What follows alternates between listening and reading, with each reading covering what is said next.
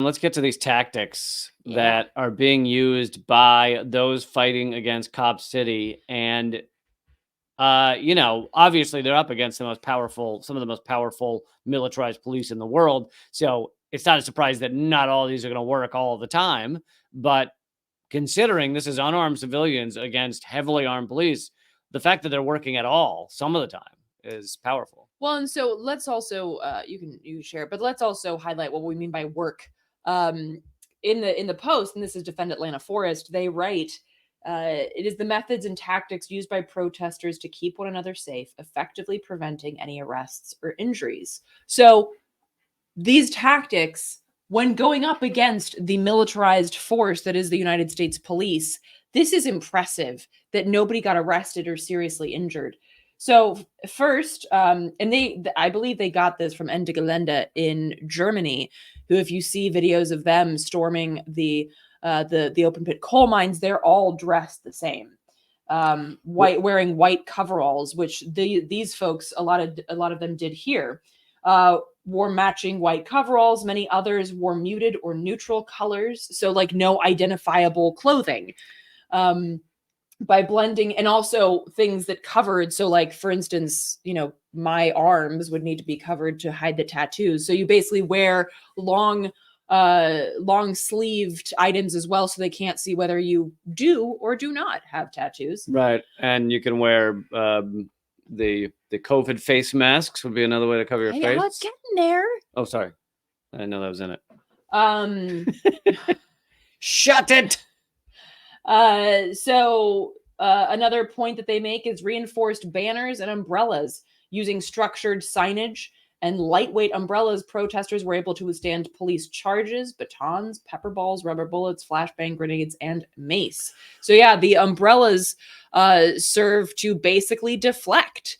And this is a great tactic. And to deflect tear gas canisters, but also the cops, depending on the situation, generally have drones to monitor protesters and stuff. So the drones looking down from above can't see what's going on.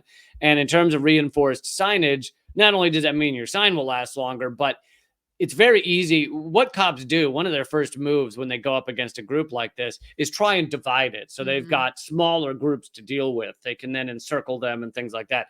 But as we saw in that first image, if you have strong signs set up in a V like this. So for folks listening, they're like, it's a V formation where the signs that are bolstered with PVC pipe, it looks like, and duct tape, are basically protecting the people behind.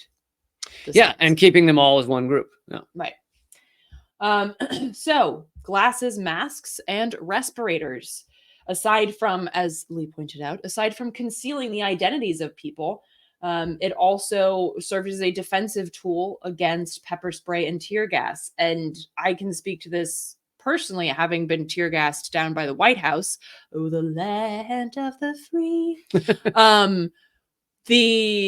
The goggles and the respirators make a world of difference. You see everyone around you fleeing and you're like, what's going on? And then you take the mask off for a second, which I didn't do, but a friend of mine did, and which all of a sudden just starts choking. And so these make all the difference of being able to stay in the fray. I can't believe we're talking about like this is like, it's totally normal, but unfortunately it is. And here again, as Lee pointed out, the formation, the crowd marched in a V-shaped wedge that allowed the crowd to advance through obstructive lines of militarized police without causing or incurring any injuries. Cowcatchers, they formed a cowcatcher, which I love. Okay. A giant wedge. Heat resistance gloves. Gloves. It's a video. I know that.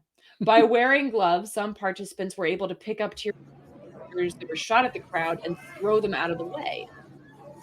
This is something that we've seen in a lot of... And throw them back at cops. Yeah, which, I mean, as you should. I also love that, like, in the midst of this, there are just, like, a bunch of puppets in the background. Again! There should always be puppets. Well, again, like, looking around and seeing who's on your side. If there are giant, like, turtle puppets, I think you know you're in the right place. The most important tool for crowds facing state repression is their ability to inspire and motivate themselves. Clarity of purpose, respect for differences, and clear metrics. So one of the chants are really useful for this. So, for instance, they would chant, "Don't panic, stay tight, we'll be all right." And so this feeling of you are not alone, like you're in this tight knit group of people, and we got this. As speaking as somebody who has been in these situations, that makes all the difference to feel somewhat a modicum of safety. Unpredictability. By using creative messaging, methods, pacing, and routes, activists were able to spread police resources thin. Police were not prepared for the continuous momentum of the march and ended up tear gassing themselves, which, That's always the best when I just love it. when the cops tear gas themselves. So again, like I watching these videos and reading these stories and hearing, like, so there's not like tens of thousands of people, right? But it's amazing what you can do with hundreds of people in a situation like this. And I'm reminded of what a veteran friend of mine said years ago, which was, y'all need to learn how to walk down a street. And he was saying basically like that activists just walk. Like we don't check to see where our exits are, to see if we're going to get kettled. We don't make sure that we know where our like group is or, platoon or whatever. We just walk. And this is unacceptable. Like we have to be like, look at these police. We have to walk as if it's a military operation, because holy shit, it is. Yeah. It totally is a military operation now. The way they're behaving, yeah. The way the cops are behaving. So we have to like match up in that in terms of our preparedness. And these tactics, the formation, knowing where we're going and being able to make quick decisions, having things planned out ahead of time so we can spread their resources thin while sticking together, making sure that people are safe with the use of these, clothing and other things that don't make us identifiable. This is like what we have to do to ensure not just safety in the moment, but safety going forward. I mean, people are being charged with terrorism. But if they can't go after people, if they don't know whose door to knock on the next day, well, joke's on them. So these tactics are so important and so brilliant. And I'm so glad not only that this happened, but they were able to share this with us as well.